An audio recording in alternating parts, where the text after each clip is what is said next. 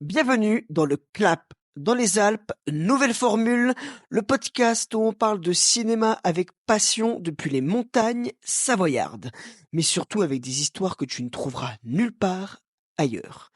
Le Clap Savoyard est donc de retour plus en forme que jamais, avec un nouveau micro. Non. Mais par contre des nouvelles ambitions audacieuses. Aujourd'hui on va explorer un aspect bien moins glamour du 7e art, les tournages chaotiques. Parce que oui, derrière certaines œuvres cultes se cachent des coulisses infernales, entre réalisateurs tyranniques, conditions de tournage extrêmes et catastrophes en tout genre, certains films ont failli ne jamais voir le jour. Alors accroche-toi, ça va secouer très fort.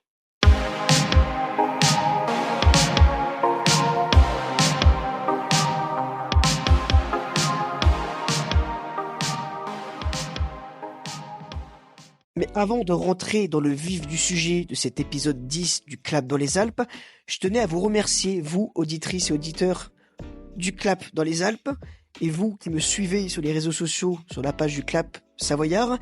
Merci pour votre force, votre soutien. C'est grâce à ça que je continue. Et ça me donne encore plus envie de vous sortir du contenu qui me correspond et qui, j'espère, vous plaira toujours autant à chaque fois. Donc voilà, simplement cette petite aparté pour vous faire 1000 merci. Et il n'y aura jamais assez de merci pour vous dire merci. Donc on commence fort avec Apocalypse Now, sorti en 1979. Un tournage qui tient plus du cauchemar éveillé que de projet de film. Francis Ford Coppola voulait adapter Au cœur des ténèbres de Joseph Conrad. Et il s'est dit, tiens, et si je reproduisais la guerre du Vietnam pour de vrai? Le tournage prévu pour durer 6 semaines après 16 mois. Déjà, le rôle principal devait être joué par Harvey Keitel, mais Coppola l'a viré après quelques jours. Il l'a remplacé par Martin Sheen, qui a fait une crise cardiaque sur le plateau. C'est vraiment pas de bol. Le mec avait 36 ans et il était en train de suer sa vie dans la jungle philippine. Ensuite, Marlon Brando débarque, avec 40 kilos de trop et aucune ligne de dialogue apprise. Il improvise la moitié de ses scènes en marmonnant. Et tu ajoutes à ça une tempête qui détruit une partie du décor et une guerre civile aux Philippines qui fait que l'armée réquisitionne les hélicoptères du tournage pour aller taper sur des rebelles. En résultat, Coppola a failli faire une dépression nerveuse et hypothéquer sa maison pour finir le film. Mais bon, il faut croire que ça en valait le coup, non? Et on passe du sable à des engueulades et du chaos pour venir tout droit à Mad Max Fury Road, sorti en 2015. Une œuvre magistrale, mais un tournage infernal. D'abord, George Miller, le réalisateur, voulait tourner en Australie, mais il s'est mis à pleuvoir dans le désert. Si ça, c'est pas un manque de chance, pour un film censé être post-apocalyptique, on peut dire que c'était vraiment très moyen. Du coup, ils ont déménagé en Namibie, où ils ont passé 8 mois à manger du sable. Ce qui devait être pas très bon, un peu trop sec, et à mon avis, très pâteux. Ensuite, l'ambiance entre les acteurs était aussi explosive que les cascades. Tom Hardy et Charlize Theron se détestaient. Theron trouvait Hardy immature et pas professionnel, et Hardy trouvait Theron beaucoup trop autoritaire. À un moment donné, Charlize Theron a carrément exigé qu'un membre de la production l'accompagne en permanence pour éviter les altercations avec Tom Hardy. Et de ça, tu rajoutes des cascades tournées avec de vrais véhicules en mouvement, des cascadeurs du coup qui risquaient leur vie à chaque scène, et un réalisateur perfectionniste qui voulait tout contrôler. Tu mélanges tout ça, et tu obtiens un tournage aussi épique que le film lui-même.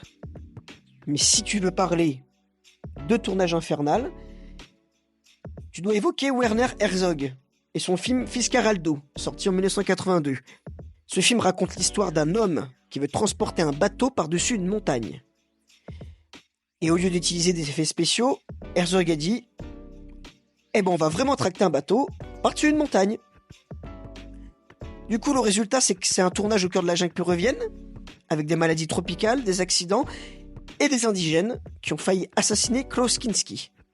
Parce que oui, Herzog avait eu la bonne idée d'engager Kinski, un acteur principal, mais c'est un acteur aussi génial que psychopathe. Il hurlait sur tout le monde, insultait les figurants et se battait avec l'équipe technique. Les tensions sont devenues telles qu'un chef de tribu amazonienne a proposé à Herzog de tuer Kinski. Mais vraiment, hein. Mais Herzog a refusé. Oh là là, quel dommage. Mais ce n'est pas tout. Un ouvrier s'est fait mordre par un serpent et a dû s'amputer lui-même la jambe à la machette pour éviter que le venin ne se propage. Tout ça pour que ce film devienne lui aussi culte, mais dont le tournage aurait largement mérité un documentaire. Ah, mais attends, on me dit dans l'oreillette qu'il existe. Il s'agit de Burden of Dreams. Et c'est aussi fascinant que le film lui-même. Quand on parle de tournage chaotique, on parle aussi souvent de réalisateurs tyranniques, qui sont aussi souvent des génies. Et là, je pense à Stanley Kubrick, avec The Shining, sorti en 1980, où on était à 2 doigts de la dictature. Jack Nicholson trouvait que Kubrick abusait, et pourtant, il en a vu d'autres. Mais le pire, c'est Shelley Duvall, qui a vécu, elle, un enfer. Un véritable enfer. Kubrick voulait la pousser à bout pour qu'elle soit crédible en femme terrorisée. Alors il l'a isolée du reste de l'équipe, lui a hurlé dessus, et lui faisait recommencer certaines prises jusqu'à 107 fois, même 127 fois. Résultat, Shelley Duvall a perdu ses cheveux et a fait une dépression nerveuse. Tu vois le moment où elle brandit la batte de baseball en pleurant, c'est pas du jeu d'actrice. C'est malheureusement juste une femme au bout de sa vie. Et il y a aussi les tournages qui partent totalement à la dérive. Et je pense à Waterworld, sorti en 1995, qui devait être le blockbuster ultime. Mais ce fut surtout un véritable naufrage. Déjà, le tournage se passait sur l'océan, ce qui est toujours une mauvaise idée en soi. Un ouragan a détruit les décors, obligeant la production à tout reconstruire. Kevin Costner, acteur principal et coproducteur, était en mode diva, exigeant des changements de script en permanence. Mais le meilleur dans tout ça, Costner a failli mourir noyé. Il s'est retrouvé coincé en pleine mer après une tempête, et il a fallu qu'une équipe vienne le chercher. Sympa l'ambiance. Budget explosé, production chaotique, et au final un film qui s'est fait démonter par la critique. Mais honnêtement, c'est ce qui rajoute peut-être aujourd'hui cette petite fibre qui le rend peut-être un petit peu culte. Et quand on parle de mer, d'océan et de tournage où il y a de l'eau, on pense forcément à Titanic, qui est un des plus grands succès du cinéma, sorti en 1997, mais aussi un des tournages les plus chaotiques. James Cameron, le réalisateur, perfectionniste jusqu'à l'obsession, voulait recréer le naufrage avec un réalisme extrême, quitte à maltraiter son équipe. Le tournage en studio a duré plus de 6 mois, avec des acteurs trempés dans l'eau glacée pendant des heures. Kate Winslet a failli se noyer après qu'une porte se soit refermée sur elle, et plusieurs figurants ont souffert d'hypothermie. Mais le summum dans ce tournage, c'est un empoisonnement collectif. Un jour, toute l'équipe a mangé une soupe de palourde, j'en mangerai du coup pas, qui contenait du PCP, une drogue hallucinogène. Du coup, 80 personnes en bad trip, dont James Cameron lui-même, qui s'est retrouvé à vomir ses tripes en hurlant dans un parking. Waouh. Et décidément, l'eau ne fait jamais bon ménage pour les tournages, et touche au final beaucoup de réalisateurs et de grandes productions, comme Steven Spielberg, en 1975, avec Les Dents de la Mer, qui lui voulait un tournage de film d'horreur révolutionnaire. Problème, il avait sous-estimé l'océan. Sous-estimé les tridents, les planctons... Non, juste l'eau en fait. La nature. Le film repose sur un grand requin mécanique qui ne marchait jamais. Il tombait en panne, coulait, refusait de bouger. Spielberg a dû improviser en montrant le moins possible le monstre, ce qui a rendu le film encore plus terrifiant. Et l'ironie du sort, c'est que ce problème technique a non seulement sauvé le film, mais il a en plus créé l'un des meilleurs thrillers de l'histoire. Mais par contre, tout le reste du tournage est un désastre. Les galères constantes du tournage en mer, des bateaux qui tanguaient, le matériel qui tombait à l'eau, donc des dépenses énormes, des retards sur plusieurs mois, car Steven Spielberg voulait filmer tout en conditions réelles, ce qui a multiplié les problèmes. Les acteurs ont pété les plombs. Robert Shaw, qui incarne Quint, était ivre sur le plateau et détestait son collègue acteur Richard Dreyfuss. Mais tout ça servait de leçon à Spielberg, qui en a tellement souffert qu'il a juré de ne plus jamais tourner de film en mer. Et si je ne me trompe pas, cette promesse, il la tient toujours. On arrive à un autre grand réalisateur, qui est Ridley Scott, et de son film Blade Runner, sorti en 1982, qui est un chef-d'œuvre, mais dont tout le monde a détesté le tourner.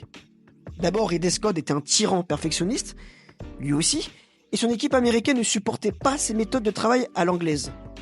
Enfin, je dis ça, j'aime pas trop les Anglais non plus. Enfin bref. Les techniciens ont même fabriqué des t-shirts avec écrit dessus « Oui, gouverneur Ridley », pour se moquer de lui. Harrison Ford, lui, était en guerre ouverte avec Scott et avec son actrice principale, Shin Young. La scène de la romance avec Descartes et Rachel, est-ce que tu la vois ? Eh ben Ford était tellement exaspéré qu'il l'a joué comme un automate, comme un robot. Il y a eu aussi des problèmes de production, un budget explosé, un tournage de nuit très épuisant, et le fait que le studio a remonté le film dans son dos, donc dans le dos de Ridley Scott, impose une voix off que lui a totalement détestée. Mais heureusement, le film a eu sa revanche avec ses versions Director's Cut, mais sur le moment, c'était un véritable carnage. Et parfois, ces tournages sont des cauchemars maquillés en contes de fées. Et on remonte donc le temps avec Le Magicien d'Oz, sorti en 1939. Un film culte que j'ai revu il y a pas longtemps, mais qui a un tournage digne d'un film d'horreur. Judy Garland, qui incarne Dorothy, était droguée par le studio pour qu'elle tienne le rythme infernal du tournage. La MGM lui filait des amphétamines et des somnifères. Enfin, ils se sont crus dans Breaking Bad, en fait, les mecs. Mais bien à l'avance. L'homme de fer blanc a failli mourir. Enfin, je sais pas si un robot peut mourir, mais... Enfin, un robot. Un homme sans cœur. Mais lui, il a failli mourir. Car l'acteur d'origine a dû quitter le film après une intoxication au maquillage toxique. Et la méchante sorcière s'est brûlée au 2e degré. Enfin, j'aurais pu miser sur l'épouvantail, sur l'homme de paille. Non, c'est pas bien. Mais Margaret Hamilton a vu son maquillage qui contenait du cuivre prendre feu pendant une scène. Bref, un conte de fées, mais pas pour ceux qui étaient devant la caméra. Et on termine avec un film totalement faux, peut-être le film le plus dangereux de l'histoire. Il s'agit de Roar, sorti en 1981, et l'idée de base, c'était de tourner un long métrage avec de vrais lions, de vrais tigres et de vrais léopards, avec aucun effet spéciaux ni aucune précaution particulière. Le bilan, c'est que l'hôpital a eu du taf. Là, c'était presque une carte d'abonnement, une carte de fidélité, car 70 blessés. Tippi Hedren, la mère de Melanie Griffith, a eu une jambe fracturée par un éléphant. Melanie Griffith a failli perdre un œil après une attaque de lion. Le réalisateur, Noël Marshall, a eu le bras gangréné après une morsure. Et le directeur de la photographie a été scalpé et a eu 120 poids de suture. C'est énorme, 120 poids de suture. C'est beaucoup trop. Pourquoi un tel carnage ? Parce qu'ils ont vraiment tourné au milieu de fauves. Sans dressage, donc sans dresseur professionnel, sans cadre de sécurité, ce qui est une idée absolument débile, mais qui a donné un film culte. Enfin, ils sont prêts à tout au final, je pense, pour juste créer un succès. Mais bon, c'est du coup pas pour les bonnes raisons, là. Donc voilà, beaucoup de tournages de films cultes, mais tous chaotiques. Donc en fait, ils ont tous ce point commun, des tournages très compliqués. Enfin après, bon, le cinéma c'est pas simple, mais au point d'avoir des gens qui risquent leur vie et d'avoir autant de galères, c'est chaud quand même.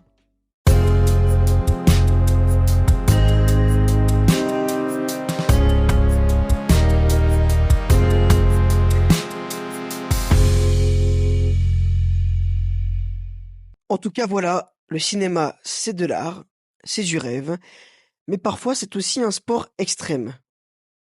Et comme j'ai dit précédemment, ces tournages ont prouvé que pour arriver à un chef-d'œuvre, il faut souvent payer le prix fort.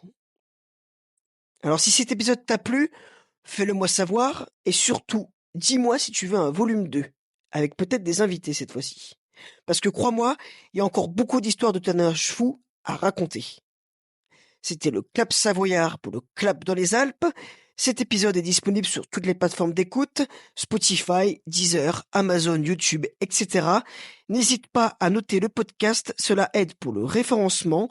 On se retrouve dans quelques jours pour un nouvel épisode, l'épisode 11, cette fois-ci sur les faux raccords les plus improbables. Ciao ciao!